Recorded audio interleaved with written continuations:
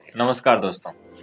Share market क्या होता है, इसमें क्या क्या चीज़ें होती है, कैसे काम करता है शेयर मार्केट को कौन चलाता है और क्या क्या चीज़ें हैं इसमें जानने के लिए मुख्य मुख्य चीज़ें क्या है। कोई व्यक्ति जो शेयर मार्केट का आज तक नाम भी नहीं सुना, वो शेयर मार्केट को कैसे समझ सकता है, उसके बारे में आज हम बात करेंगे। दोस्तों बात करते हैं कि शेयर मार्केट क्या होता है। तो देखिए दोस्तों, शेयर मार्केट वो होता है जहाँ पे शेयर्स को खरीदा और बेचा जाता है। शेयर्स का मतलब होता है हिस्सेदारी, कंपनियों की हिस्सेदारी।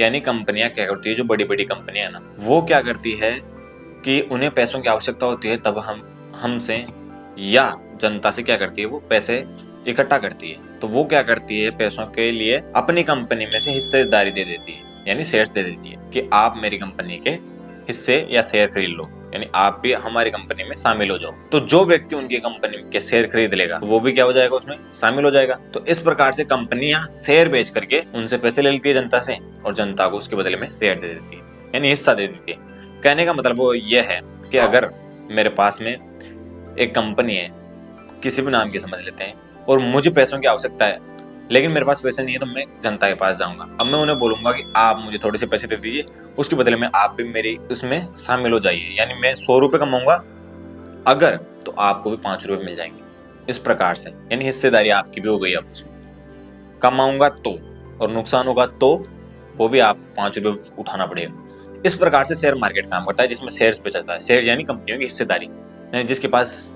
कंपनी है उसके शेयर्स बेचे जाते हैं, हिस्सेदारी दी जाती है कि आप भी इस कंपनी में शामिल हो सकते हो। तो ये तो हो गया शेयर मार्केट। अब बात करते हैं कि शेयर मार्केट काम कैसे करता है। तो दोस्तों शेयर मार्केट ऐसे काम करता है कि जो दो स्टॉक एक्सचेंज है, एक तो बीएसई और एक एनएसई, यानी बॉम्बे स्टॉक एक्सचेंज और नेशनल स्टॉक एक्सचेंज। तो इन दोनों स्टॉक से शेयर्स को खरीदा और बेचा जाता है, यानी वहां से इन शेयर्स को संभाला जाता है ऊपर से। अब आपको जैसे शेयर्स खरीदना है तो आप कहाँ से खरीदोगे, तो आपको खरीदने के लिए उस प्लेटफॉर्म पे जाना पड़ेगा। तो जैसे कोई भी अकाउंट है अपने पास में, डीमैट अकाउंट है, सबसे पहले तो ये समझ लेते हैं हम कि शेयर मार्केट में शेयर्स कैसे खरीदे जाते हैं। तो देखिए दोस्तों, शेयर मार्केट में शेयर्स खरीदने के लिए हमें सबसे पहले चाहिए अकाउंट। हमारा खाता होगा शेयर मार्केट के लिए, जैसे बैंक खाता होता ना, उसी प्रकार से हमारा भी एक खाता खुलेगा जिसको बोलते हैं डीमैट अकाउंट, यानी डीमैट खाता।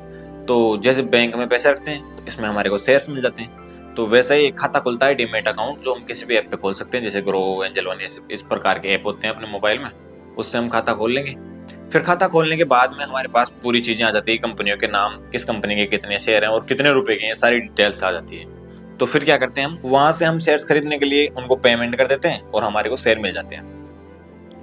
वो शेयर हमें कहाँ से मिलते हैं, वो मिलते हैं हमें स्टॉक एक्सचेंज से, जैसे बॉम्बे स्टॉक एक्सचेंज या नेशनल स्टॉक एक्सचेंज से, वहां से हमें शेयर मिलते हैं। तो इस प्रकार से हम शेयर खरीद सकते हैं। अब शेयर्स खरीद लिए, शेयर बाजार होता क्या है ये जान लिया। अब इसमें और क्या क्या मुख्य चीजें होती है। अब आप ये समझ लीजिए कि शेयर मार्केट में इन्वेस्ट कैसे करते हैं। तो दोस्तों इन्वेस्ट करने के इसमें दो तरीके होते हैं, एक तो होती है इन्वेस्टिंग, एक होती है ट्रेडिंग। यानी एक तो ये होता है कि आप पैसों को लगा करके छोड़ सकते हैं लंबे टाइम के लिए, कि मैंने इस कंपनी में हिस्सेदारी खरीद ली, जैसे आपको विश्वास हो कि इस कंपनी में अच्छा खासा मुनाफा देने वाली है कंपनी और भरोसेमंद कंपनी है, तो आप क्या करोगे, और काम भी अच्छे से कर रही है कंपनी, तो आप क्या करोगे कि उसका शेयर खरीद लिया, हिस्सेदारी खरीद ली। तो अब आप ये थोड़ी है कि 2 दिन खरीद के तीसरे दिन की बेच दो। अब इतनी आपको अगर भरोसा है कंपनी पे और अच्छी कंपनी परफॉर्मेंस कर रही है, तो आप क्या करोगे, उसमें लंबे समय तक रहोगे कि जितना कंपनी कमाएगी उतना ही मुनाफा मुझे भी होगा। तो इस प्रकार से क्या होता है, इन्वेस्टिंग होती है। तो इन्वेस्टिंग लंबे समय के लिए चलती है, जिसमें जैसे आज 100 रुपए लगा दिए और 20 साल बाद में वो हो गए समझ लो 500 रुपए।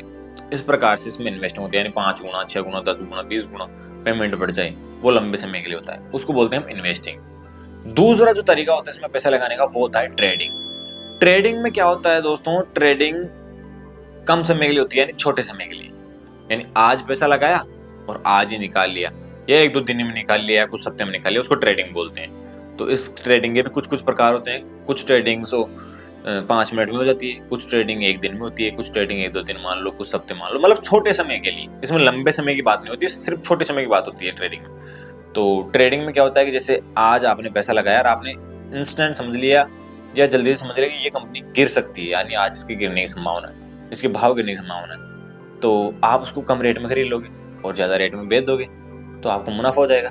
या फिर आपको लग रहा है कि आज में ये कंपनी बहुत अच्छे चढ़ने वाली है, इसके भाव चढ़ने वाले हैं, तो आप उस कंपनी को खरीद लोगे और जैसे उसके भाव चढ़ेंगे फिर आप बेच दोगे।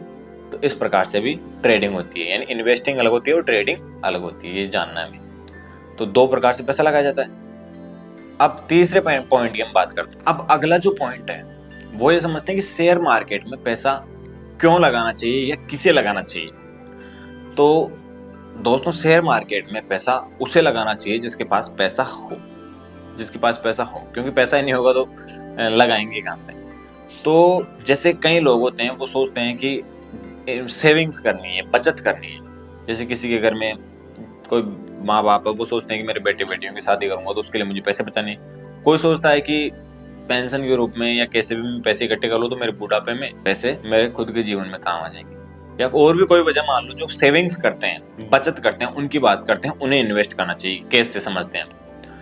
जैसे दोस्तों, कोई व्यक्ति है जो आज उसके बेटी हुई है और वो चाहता है कि 18 साल बाद में या 20 साल बाद में उसकी बेटी बड़ी होगी तब उसकी शादी करूंगा, तो मैं आज से ही उसके लिए बचत करना शुरू कर देता हूँ। तो वो व्यक्ति जैसे समझ लो कि 15 से 20 हजार रुपए कमाता है, तो वो क्या करेगा कि 15-20 में से 5 हजार रुपए डेली बैंक में डालता है, मतलब हर महीने के महीने बैंक में पैसे रख देता है कि 5 हजार रुपए मेरे के, यानी इकट्ठा करने लग गया, वो सेविंग्स करने लग गया।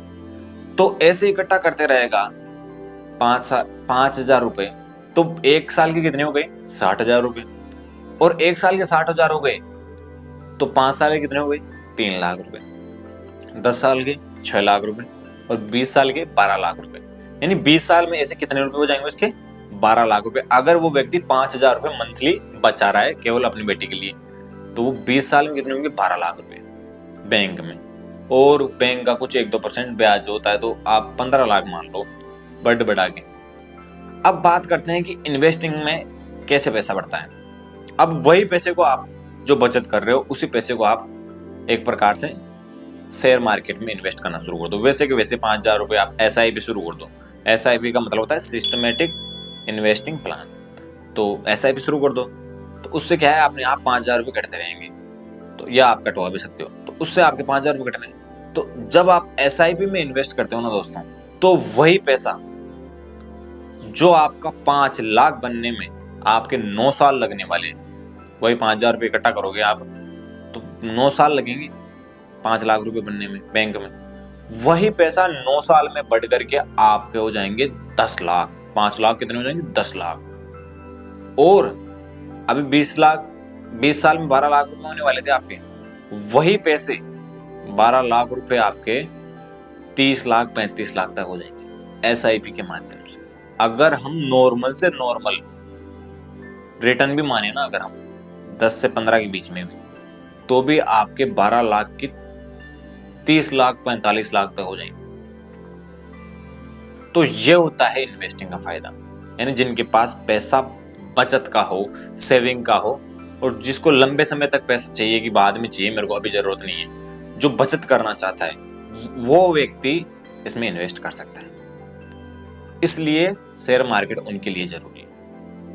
और वैसे भी अगर आपके पास पैसा हो और आप पैसे को सोच रहे हो कि मैं इसे कहाँ लगाऊं, तो आप शेयर मार्केट में पैसा लगा सकते हो, अच्छे खासे रिटर्न मिल सकते हैं। उन्हें खरीदना चाहिए जिनके पास पैसा हो। तो दोस्तों, ये थी शेयर मार्केट की बेसिक जानकारी। इसमें कुछ पॉइंट्स छूट गए तो आगे वीडियो में कवर कर लेंगे, लेकिन अभी तक हम नॉर्मल तरीके से ये जान लेते हैं कि शेयर मार्केट क्या होता है। तो शेयर मार्केट होता है जहाँ पे शेयर्स खरीदे जाते हैं। शेयर्स यानी कंपनी की हिस्सेदारी खरीदी जाती है, सिंपल तरीके से ये। और शेयर मार्केट कैसे काम करता है, तो आपको मैंने बता दिया कि इसमें एक अकाउंट खुलता है और वो 2 बड़े बड़े नेशनल स्टॉक एक्सचेंज है, वो हमें शेयर्स देते हैं और हमारे शेयर्स खरीदते हैं या पैसे लेते हैं, वही बेचते हैं। तो वो तरीका हो गया। उसके अलावा हमारे पास डीमैट अकाउंट होना चाहिए, यानी खाता खुलना चाहिए। तो वो खाता कैसे खुलेगा वो आगे हम वीडियो में बात कर लेंगे, वो आगे हम चलते रहेंगे। इस सीरीज को हम कंप्लीट करने वाले हैं कि शेयर मार्केट होता क्या है, इसके बारे में पूर्ण रूप से समझेंगे। फिर उसके बाद में डीमैट अकाउंट हो गया, उसके बाद में शेयर्स कैसे खरीदते हैं तो वो भी हम बात करेंगे पहला शेयर। अब बात करते हैं, एक और चीज पॉइंट छूट गया, वो बताता हूँ कि शेयर मार्केट में शेयर्स कब खरीदते हैं या खरीदने का क्या समय होता है। तो देखिए दोस्तों, शेयर मार्केट 9:15 पर, यानी भारत का जो शेयर मार्केट है वो 9:15 पर खुल जाता है और 3:20 पे, यानी जो ट्रेडिंग करते हैं उनके लिए 3:20 पे। और जो इन्वेस्टिंग करते हैं उनके लिए 3:30 तक मान लो। तो इस टाइम के बीच में हम शेयर्स को खरीद और बेच सकते हैं। अब इसमें कौन सा समय सबसे बेस्ट रहेगा, कब खरीदना चाहिए, वो हम आगे वीडियो में बात कर लेंगे। सही टाइमिंग, स्ट्रेटजी, यह सब हम आगे बात करने वाले हैं। लेकिन अभी के लिए आप ये समझ लो कि सुबह 9:15 पे शेयर मार्केट खुलता है और 3:20 पे जो ट्रेडिंग करता है उनके लिए, और 3:30 तक मान लो आप, 3:30 तक बंद हो जाता है। तो ये शेयर मार्केट ओपन होने का और बंद होने का टाइम है। इसके अलावा हमने बात कर लिया कि शेयर मार्केट में क्यों इन्वेस्ट करना चाहिए। तो जिसके पास पैसा हो और जिनको पैसे बचाने हो या सेविंग्स करनी हो, और उन बचे हुए पैसों को भी, उनसे भी पैसे बढ़ाने हो, ना कि वो पैसे जितने उतने रहे, तो वो इन्वेस्ट कर सकता है। इसके अलावा अगर और भी कुछ पॉइंट छूट गए तो उन पे हम आगे बात कर लेंगे। अभी के लिए धन्यवाद।